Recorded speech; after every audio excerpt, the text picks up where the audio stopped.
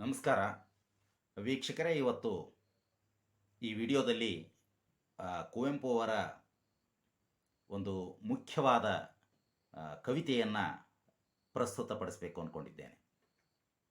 ಬಹಳ ಚಿಕ್ಕದಾಗಿರ್ತಕ್ಕಂಥ ಕವಿತೆ ಆದರೂ ಕೂಡ ಬಹಳ ದೊಡ್ಡ ಸಂದೇಶವನ್ನು ನೀಡ್ತಕ್ಕಂಥ ಒಂದು ಕವಿತೆ. ಈ ಕವಿತೆಯನ್ನು ವಾಚನ ಮಾಡಲಿಕ್ಕಂತೂ ಮೊದಲು ನಿಮ್ಮಲ್ಲಿ ವಿನಂತಿ. ಈ ಕವಿತೆಯ ಅರ್ಥವನ್ನು ಗ್ರಹಿಸಲಿಕ್ಕೆ ವಿಡಿಯೋ ಮುಗಿಯೋ ತನಕ ದಯವಿಟ್ಟು ವಿಡಿಯೋವನ್ನು ನೋಡಿ. ಇಷ್ಟ ಆದರೆ ಲೈಕ್ ಮಾಡಿ, ಕಮೆಂಟ್ ಮಾಡಿ, ಆಪ್ತರಿಗೆ ಶೇರ್ ಮಾಡಿ. ಇನ್ನೊಂದು ವಿನಂತಿ, ಯಾರು ನನ್ನ ಚಾನಲ್ಗೆ ಮೊದಲ ಬಾರಿ ಬಂದು ಈ ವಿಡಿಯೋವನ್ನು ನೋಡ್ತಾ ಇದ್ದೀರಿ ಮತ್ತು ಯಾರು ಇದುವರೆಗೂ ನನ್ನ ಚಾನಲನ್ನು ಸಬ್ಸ್ಕ್ರೈಬ್ ಮಾಡಿಕೊಂಡಿಲ್ಲ, ತಕ್ಷಣಕ್ಕೆ ಸಬ್ಸ್ಕ್ರೈಬ್ ಆಗಿ, ಜೊತೆಗೆ ಪಕ್ಕದಲ್ಲಿರ್ತಕ್ಕಂಥ ಬೆಲ್ ಬಟನನ್ನು ಒತ್ತಿ. ಮುಂದೆ ನಾನು ಮಾಡ್ತಿರ್ತಕ್ಕಂಥ ವಿಡಿಯೋಗಳ ನೋಟಿಫಿಕೇಷನ್ ತಮಗೆ ಬರ್ತದೆ. ಈಗ ಕುವೆಂಪು ಅವರ ಒಂದು ಕವಿತೆ, ಆ ಕವಿತೆಯನ್ನು ಮೊದಲು ನಾನು ವಾಚನ ಮಾಡ್ತೇನೆ, ಆಮೇಲೆ ಅದರ ಅರ್ಥವನ್ನು ನೋಡೋಣ. ಮೌಢ್ಯ ಮೇಧ ಅಂತಕ್ಕಂಥ ಕವಿತೆಯ ಹೆಸರು ಮೌಢ್ಯ ಮೇಧ. ಹೆಸರೇ ತೋರಿಸುತ್ತೆ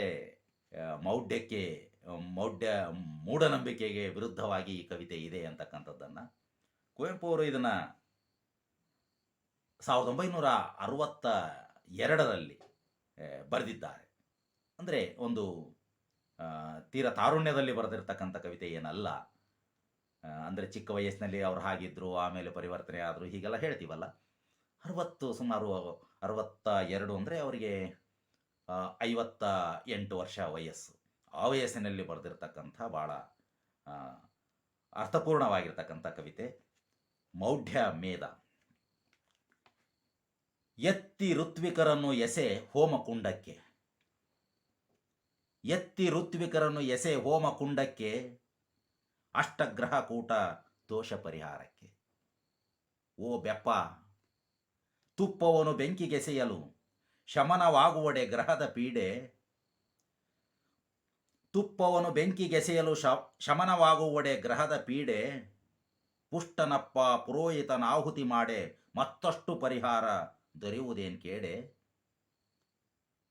ಅಂದು ಫ್ರಾನ್ಸಿನ ಕ್ರಾಂತಿಕಾರ ದಿದೋರೆ ದೊರೆ ಪುರೋಹಿತರ ಕುರಿತಾಡಿದ ಸೂಕ್ತಿ, ದಿಟವಾಗದಿದ್ದರೀ ಪೊಡವಿಯುವುದೇ ಮುಕ್ತಿ.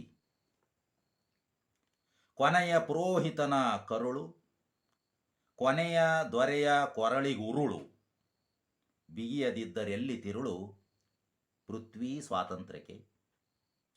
ಕೊನೆಯ ಪುರೋಹಿತನ ಕರುಳು, ಕೊನೆಯ ದೊರೆಯ ಕೊರಳಿಗುರುಳು, ಬಿಗಿಯದಿದ್ದರೆಲ್ಲಿ ತಿರುಳು ಪೃಥ್ವಿ ಸ್ವಾತಂತ್ರ್ಯಕ್ಕೆ.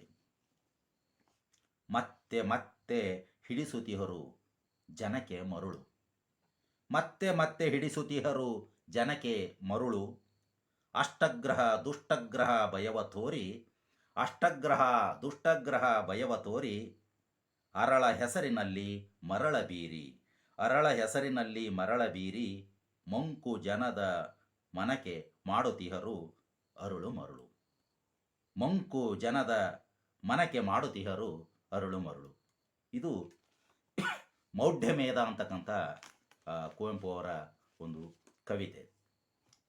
ಬಹಳ ಸರಳವಾಗಿ ಮತ್ತು ನೇರವಾಗಿ ಅಟ್ಯಾಕ್ ಮಾಡೋದು ಅಂತೀವಲ್ಲ, ಹಾಗೆ ನೇರವಾಗಿ ಇರ್ತಕ್ಕಂಥ ಸಾಹಿತ್ಯದ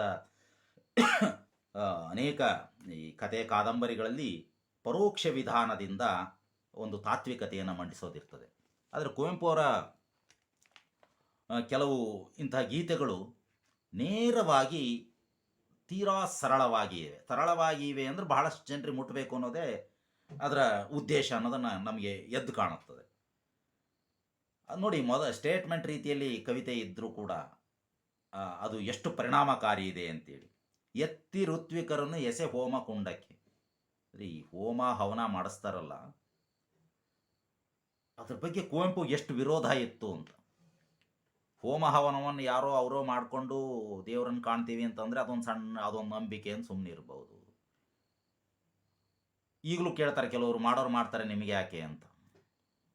ಬಹಳ ಬೇಜವಾಬ್ದಾರಿ ಇರ್ತಕ್ಕಂಥ ಹೇಳಿಕೆ ಅದು. ಒಂದು ಸಮಾಜವನ್ನು ಯಾವಾಗಲೂ ಕೂಡ ಅದನ್ನು ವೈಚಾರಿಕವಾಗಿ ಬಳಸಬೇಕಾಗಿದ್ದು ಒಬ್ಬ ಸಾಹಿತಿ, ಒಬ್ಬ ಸಂಸ್ಕೃತಿ ಚಿಂತಕನ ಒಂದು ಜವಾಬ್ದಾರಿ. ಆ ಜವಾಬ್ದಾರಿಯನ್ನು ಕುವೆಂಪು ಇಲ್ಲಿ ಮಾಡ್ತಾರೆ. ಆ ಸಾತ್ವಿಕ ಕೋಪ ನೋಡಿ ಹೇಗಿದೆ. ಎತ್ತಿ ಋತ್ವಿಕರನ್ನು ಎಸೆ ಹೋಮಕುಂಡಕ್ಕೆ. ಆ ಹೋಮಕುಂಡದಲ್ಲಿ ಸೌದೆ ಇದನ್ನೆಲ್ಲ ಹಾಕ್ತಿರಲ್ಲ, ಅದು ಬೇಡ. ಆ ಋತ್ವಿಕರನ್ನು ಅಂದರೆ ಹೋಮ ಮಾಡಿಸ್ತಿರ್ತಾನಲ್ಲ ಅವನನ್ನೇ ಎತ್ತಿ ಹಾಕಿ ಅದಕ್ಕೆ. ಅಷ್ಟಗ್ರಹ ಕೂಟ ದೋಷ ಪರಿಹಾರಕ್ಕೆ. ನಿಮಗೆ ಗ್ರಹಚಾರ ಸರಿ ಇಲ್ಲ, ಗ್ರಹಗಳ ಬಲ ಸರಿ ಇಲ್ಲ, ಅದನ್ನ ಸರಿ ಮಾಡ್ತೀವಿ ಅಂತಲೇ ಹೋಮ ಮಾಡಿಸ್ತಾ ಇದ್ದಾರಲ್ಲ ಅವನನ್ನೇ ಎತ್ತಿ ಹಾಕಿ ನಿಮಗೆ ಇನ್ನೂ ಹೆಚ್ಚಿಗೆ ಪರಿಹಾರ ಸಿಗ್ತದೆ. ಓ ಬೆಪ್ಪ, ಇದು ಋತ್ವಿಕರಿಗಲ್ಲ, ಅದನ್ನ ಮಾಡ್ಸಕ್ಕೆ ಹೋಗೋರಿಗೆ ಹೇಳೋದು. ತುಪ್ಪವನ್ನು ಬೆಂಕಿಗೆಸೆಯಲು ನೋಡಿ, ಒಂದು ತುಪ್ಪವನ್ನು ಬೆಂಕಿಗೆಸೆಯಲು ಸಮನವಾಗೋಡೆ ಗ್ರಹದ ಪೀಡೆ.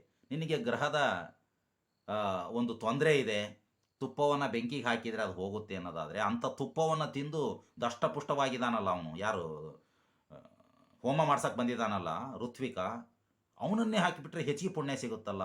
ಏನು ಕೇಡು, ಏನು ಕೆಟ್ಟದ್ದು?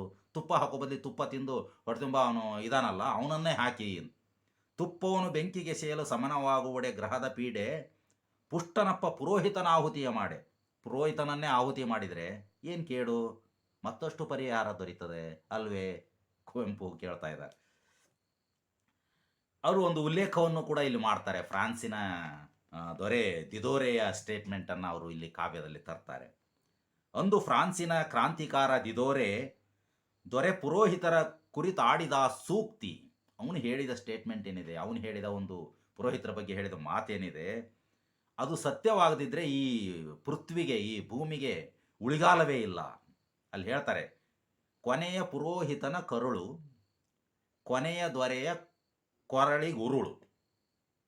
ಅಂದರೆ ಕೊನೆಯ ಪುರೋಹಿತನನ್ನು ಕರುಳು ಬಗೆಯೋದು ಮತ್ತು ಕೊನೆಯ ದೊರೆಯ ಕೊರಳಿಗುರುಳು.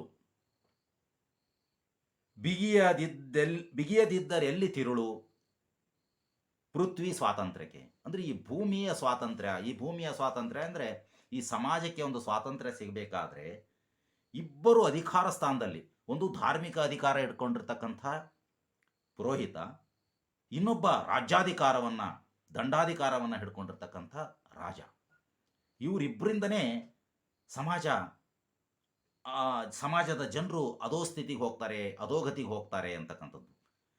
ರಾಜರು ನಮ್ಮ ರಾಜರನ್ನು ನೋಡಿದರೆ ಅವ್ರಿಗೆ ಅಧಿಕಾರ ಇತ್ತು, ವಿಚಾರ ಶಕ್ತಿ ಇರಲಿಲ್ಲ. ಅವರು ಪುರೋಹಿತರು ಹೇಳ್ದಂಗೆ ಕೇಳ್ತಾ ಇದ್ರು. ಈ ಪುರೋಹಿತರ ಹತ್ರ ಜ್ಞಾನ ಇತ್ತು, ರಾಜರ ಹತ್ರ ಅಧಿಕಾರ ಇತ್ತು. ಇವರಿಬ್ಬರು ಸೇರಿ ಸಮಾಜವನ್ನು ತಮ್ಮ ನಿಯಂತ್ರಣವನ್ನು ಇಟ್ಕೊಂಡಿದ್ರು. ರಾಜರಿಗೆ ಏನು ದೌರ್ಜನ್ಯ ಮಾಡಬೇಕು ಅಂತ ಇರ್ತಿರಲಿಲ್ಲ. ಇವರೇ, ಈ ಪುರೋಹಿತರು, ತಮ್ಮ ಹಿತಾಸಕ್ತಿಗೆ ತಮಗೆ ಬೇಕಾದ ಹಾಗೆ ಶಾಸ್ತ್ರವನ್ನು ಬರ್ಕೊಂಡು,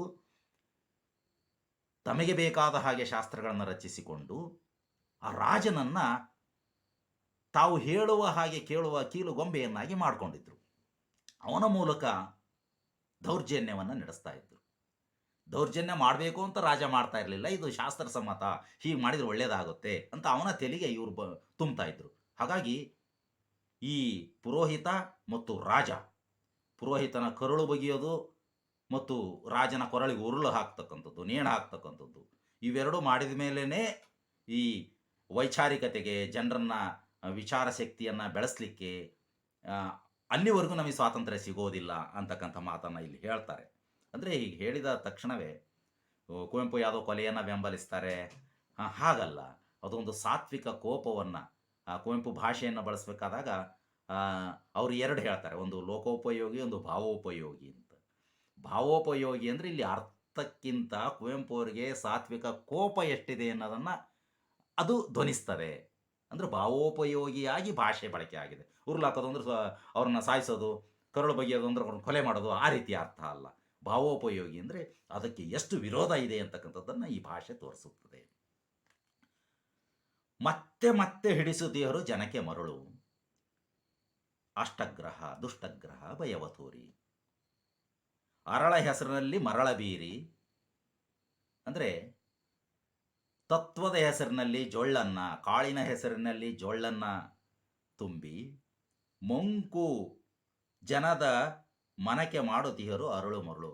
ಅಂದರೆ ಜನರನ್ನು ಅರಳು ಮರಳು ಮಾಡೋದು, ಜನರಿಗೆ ಯಾವುದು ಸರಿ ಯಾವುದು ತಪ್ಪು ಅಂತಕ್ಕಂಥದ್ದನ್ನು ವಿಚಾರ ಮಾಡದ ಹಾಗೆ, ಇವರು ಹೇಳಿದ ಹಾಗೆ ಕೇಳುವ ಒಂದು ಹೌದಪ್ಪಗಳನ್ನಾಗಿ ಅವ್ರನ್ನ ಮಾಡ್ತಕ್ಕಂಥದ್ದು ಇವ್ರು ಮಾಡ್ತಾ ಇದ್ದಾರೆ ಅಂತಕ್ಕಂಥ ವಿರೋಧವನ್ನು ಕುವೆಂಪು ಇಲ್ಲಿ ವ್ಯಕ್ತಪಡಿಸ್ತಾರೆ. ಕುವೆಂಪು ಅವರ ಈ ಕವಿತೆಯ ಒಟ್ಟಾರೆ ಸಾರ ಇಷ್ಟೇ: ಹೋಮ ಹವನ ಇವುಗಳ ಹೆಸರಿನಲ್ಲಿ ಜನರ ವೈಚಾರಿಕತೆಗೆ ಮಂಕು ಬಡಿಸಿ ಸಮಾಜವನ್ನು ಅದರಲ್ಲಿ ತೊಡಗಿಸ್ತಕ್ಕಂಥದ್ದು ತಪ್ಪು. ನಾವು ಆ ಕೆಲಸವನ್ನು ಮಾಡಬಾರ್ದು. ಮತ್ತು ಪುರೋಹಿತರ ಮತ್ತು ಅವರಿಂದ ಬೆಂಬಲ ಪಡೆದಂಥ ರಾಜರ, ಇಲ್ಲಿ ರಾಜರು ಅಲ್ಲ ರಾಜಕಾರಣಿಗಳು, ಆವಾಗ ಪುರೋಹಿತರು ರಾಜರ ತಲೆ ತೆಗ್ತಾ ಇದ್ದರು, ಈಗ ರಾಜಕಾರಣಿಗಳ ತಲೆಯನ್ನು ತೆಗ್ತಾ ಇದ್ದಾರೆ ಅಷ್ಟೇ. ಅವರ ಈ ನಡೆಗೆ ನಾವು ಸ್ಪಷ್ಟವಾದ ವಿರೋಧವನ್ನು ವ್ಯಕ್ತಪಡಿಸಬೇಕು. ಅವ್ರು ಹೇಳ್ದಂಗೆ ಕೇಳಬಾರ್ದು, ನಮ್ಮ ವೈಚಾರಿಕತೆಯನ್ನು ಬೆಳೆಸಿಕೊಳ್ಬೇಕು ಅಂತಕ್ಕಂಥದ್ದು ಕುವೆಂಪು ಅವರ ಈ ಕವನದ ಕೇಂದ್ರ ಆಶಯ. ಧನ್ಯವಾದಗಳು.